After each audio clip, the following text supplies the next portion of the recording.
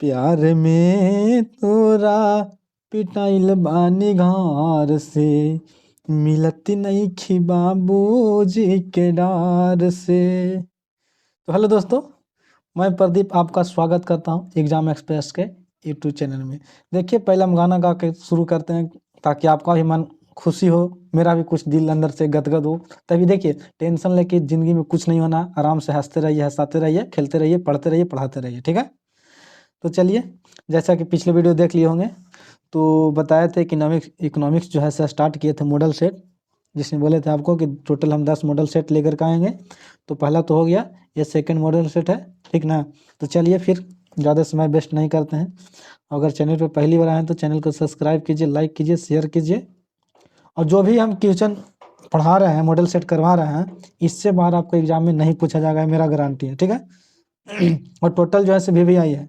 अगर आप इसको देख लेते हैं और विश्वास नहीं हो, यकीन नहीं हो, तो आप क्वेश्चन बैंक पलट करके देख लीजिएगा, टोटल वहीं से है, ठीक ना।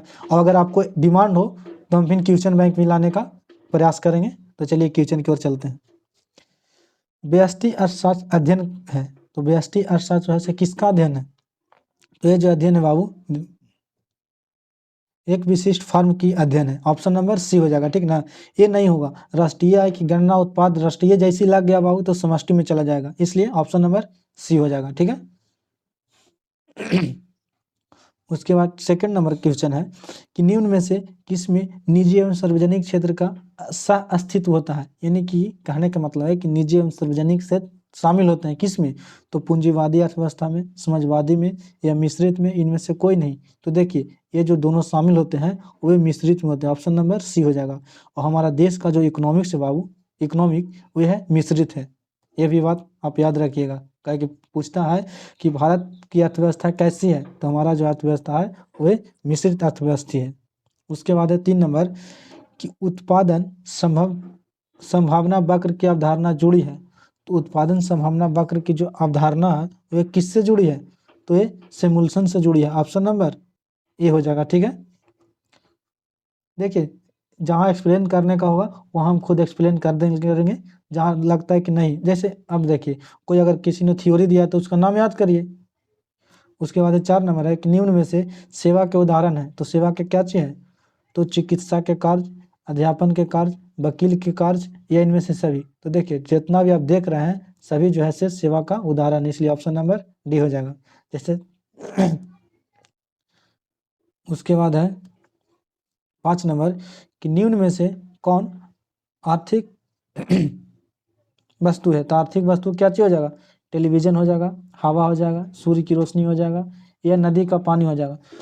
तो देखिए, ये जो है हवा, सूर्य की रोशनी, नदी का पानी, ये जो है नेचुरल चीज़ है, ये आर्थिक चीज़ नहीं है, इसलिए टेलीविज़न हो जाएगा, ऑप्शन नंबर ए हो जाएगा, ठीक है।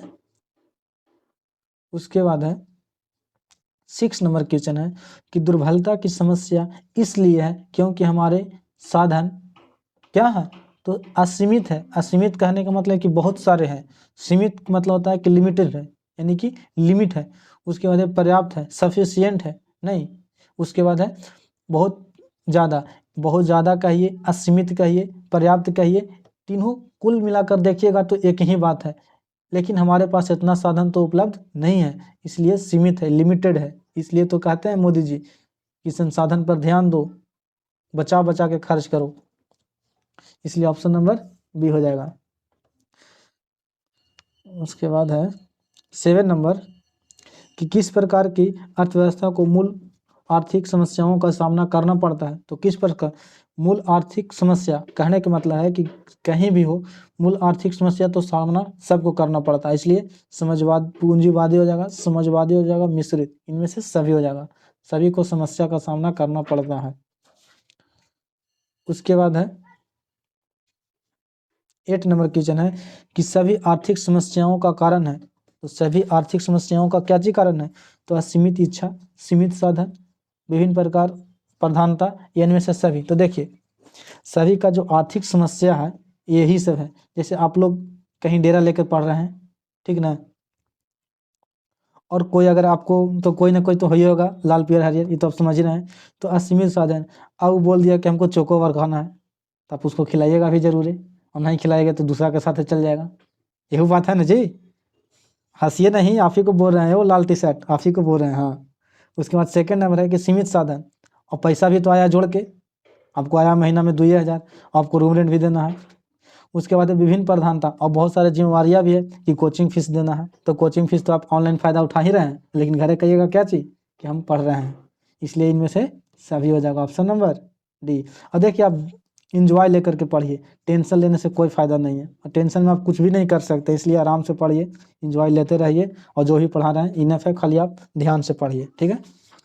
उसके बाद है निम्न में से कौन धन की विशेषता, तो धन की विशेषता क्या चीज़ है, उपयोगिता, सीमितता, विनिमय साधन, या इनमें से सभी, तो कौन सी हो जाएगा, तो ये हो जाएगा इनमें से सभी। लाल टी शर्ट वाले बहुत तुम हंस रहे हो, हाँ तुम्ही को कह रहे हैं, ठीक ना, इसलिए पढ़ने पर भी ध्यान दीजिए, लाल पीयर बाद में कर लीजिएगा एग्जाम के बाद, ठीक ना, आपको रिजल्ट निकालने में 2 महीना 1.5 महीना समय देता है सरकार।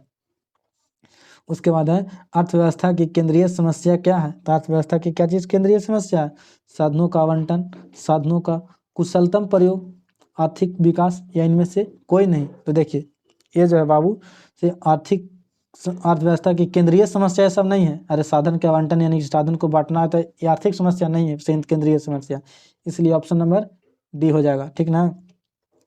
उसके बाद है 11 नंबर की उत्पादन संभावना वक्र का ढाल होता है, यानी कि किस तरह से होता है, तो नीचे से ऊपर की ओर, दाएं से बाएं की ओर, बाएं से दाएं की ओर, या ऊपर से नीचे की ओर, तो किस तरह से होता है, तो ये होता है दाएं से बाएं की ओर, ऑप्शन नंबर बी हो जाएगा, ठीक है। उसके बाद है 12 नंबर कि एक देश का आर्थिक विकास निर्भर करता है, तो किसी देश का आर्थिक विकास किस पर निर्भर करता है, तो पूंजी साधन पर, बाजार आकार पर, या प्राकृतिक खनिज पर। तो देखिए किसी भी देश का आर्थिक अगर निर्भर करना है तो ये तो बाबू आपके पास सब होनी चाहिए, पूंजी भी होना चाहिए, बाजार भी उपलब्ध होना चाहिए, जहाँ पे रोड रास्ता हो, जहाँ पे हमारा माल आ सके, प्राकृतिक खनिज यानी कि नेचुरल मीन्स भी होनी चाहिए, है ना, इसलिए ऑप्शन नंबर डी हो जाएगा। उसके बाद 13 नंबर की एक समाजवादी अर्थव्यवस्था का मूल उद्देश्य होता है, तो क्या चीज होता है, तो ये जो होता है एक समाजवादी कोई भी अगर समाज की बात करता हो तो उसका मुख्य उद्देश्य होता है क्या चीज, तो लोक जन कल्याण यानी कि कल्याण की बात करता है, इसलिए ऑप्शन नंबर डी हो जाएगा, ठीक है। उसके बाद 14 नंबर है कि उपभोक्ता व्यवहार पढ़ा जाता है, तो उपभोक्ता व्यवहार किस में पढ़ा जाता है, तो ये जो पढ़ा जाता है बाबू आपका व्यष्टि अर्थशास्त्र में पढ़ा जाता है, समष्टि में नहीं, समष्टि में आप जैसे ही चल जाएगा आपको राष्ट्रीय आय के बारे में पढ़ना होगा, राष्ट्रीय व्यय के बारे में ऐसे में पढ़ना होगा, ठीक है। उसके बाद देखिए बहुत इजी क्वेश्चन है, इसलिए आप ध्यान से पढ़ते जाइए, ज़्यादा एक्सप्लेन करने की कोई ज़रूरी नहीं है ना। अब आपका समय भी उतना नहीं बचा है कि हम लेक्चर देते रहें और आपका समय चल जाए, इसलिए और जो भी पढ़िए कम पढ़िए आप वही फ़ायदा है, और जो पढ़िए सो एकदम सटीक पढ़िए, ज़्यादा भी पढ़ने का आपकी कोई ज़रूरी नहीं है, काहे कि समय आपका बहुत नज़दीक चल रहा है। उपयोगिता की माप की जाती है, तो उपयोगिता की माप कैसे की जाती है, वस्तु के विनिमय द्वारा, वस्तु के चमक द्वारा, या मुद्रा द्वारा, इनमें से कोई नहीं। तो देखिए उपयोगिता को जो है बाबू ये आपके माप की जाती है, वही ऑप्शन नंबर हो जाएगा क्या चीज़, तो ऑप्शन नंबर सी हो जाएगा, यानी मुद्रा द्वारा।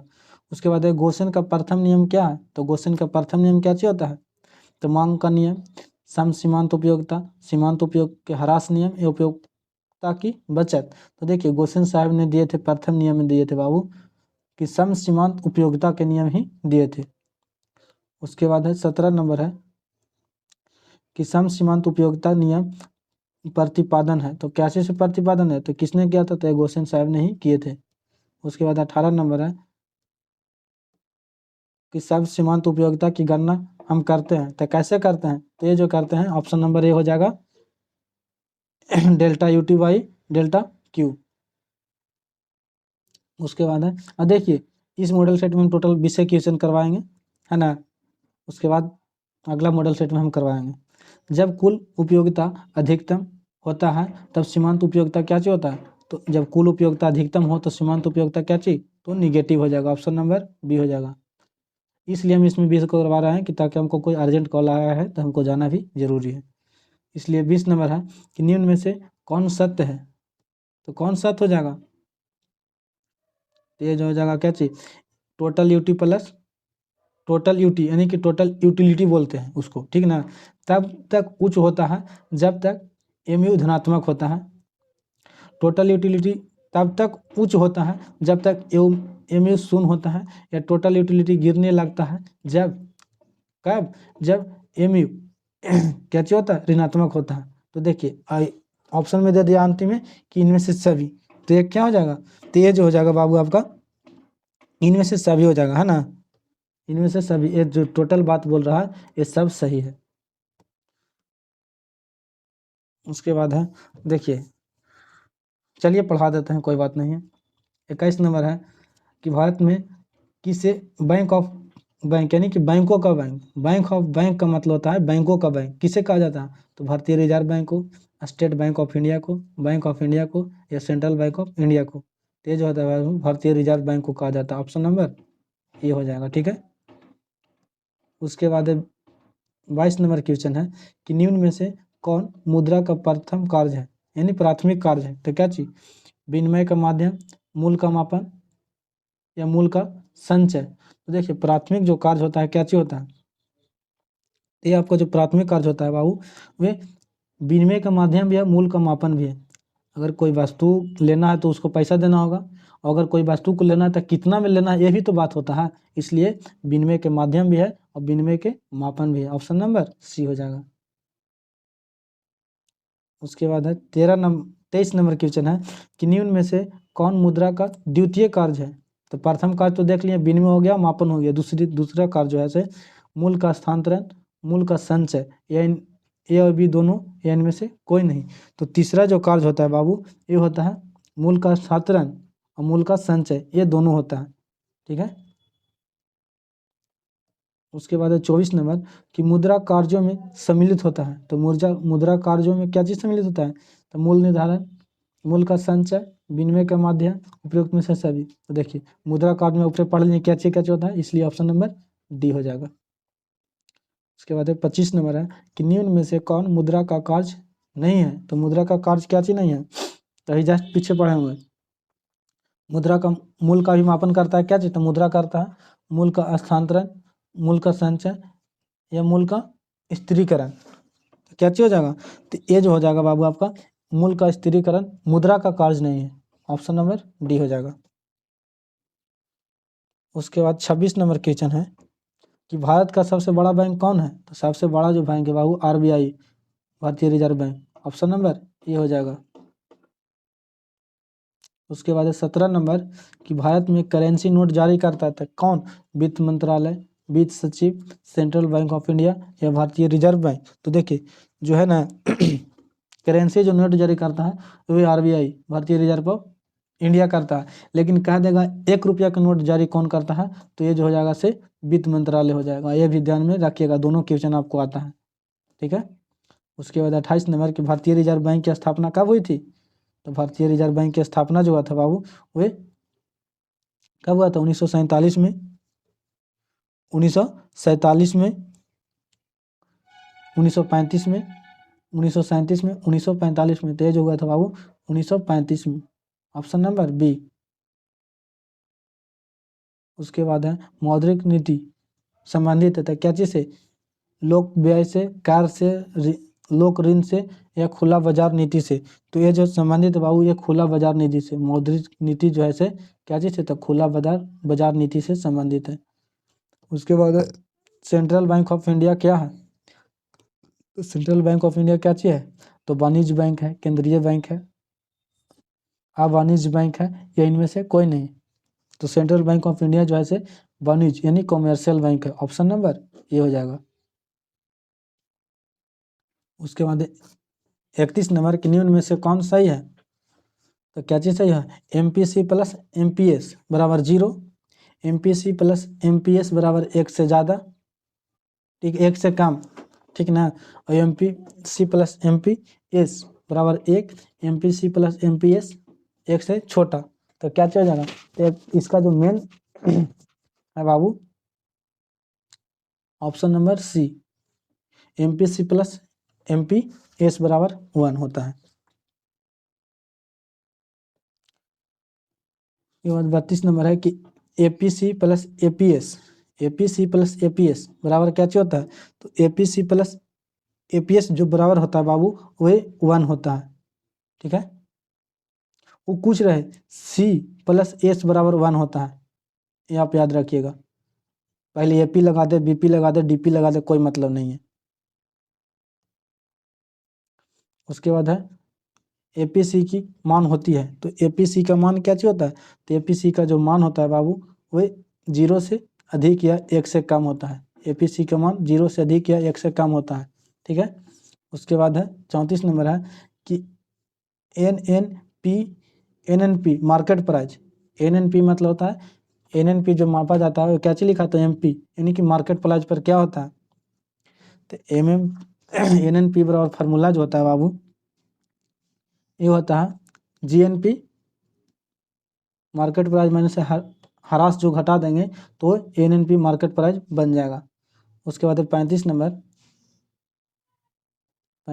कि निम्न में से कौन एक सही है, तो निम्न में से कौन एक सही है, तो ये सब जो बाबू है ना आपको याद कर जाना है एकदम कंठास कि के बराबर होता है 1/MPS, के बराबर होता है 1/MPS, ऑप्शन नंबर बी। उसके बाद 36 नंबर है कि निम्न में से कौन एक सही है, तो जितना ये फार्मूला जो है ना आपको डायरेक्ट रट जाना है, यही आपको एक फ़ायदा है, लेकिन दूसरा कोई उपाय नहीं है, ये सभी होता है। वाई बराबर होता है सी प्लस आई होता है, वाई बराबर 0 बराबर एन होता है, सी प्लस एस बराबर सी प्लस 1 होता है, ये सभी है सही है आपका। उसके बाद है 37 नंबर के अर्थशास्त्र का पिता किसे कहा जाता है, तो अर्थशास्त्र का पीछे पिता किसे कहा जाता है, एडम स्मिथ को, ऑप्शन नंबर सी। उसके बाद है 38 नंबर की निम्न में से कौन उत्पादन का घटक है, तो उत्पादन का घटक कौन हो जाएगा, तो ये सभी हो जाएगा, ऑप्शन नंबर सी। भूमि हो जाएगा, पूंजी हो जाएगा, श्रम हो जाएगा, ये सभी। तो नेक्स्ट वीडियो में इतना ही, फिर मिलते हैं नेक्स्ट वीडियो में। जय हिंद।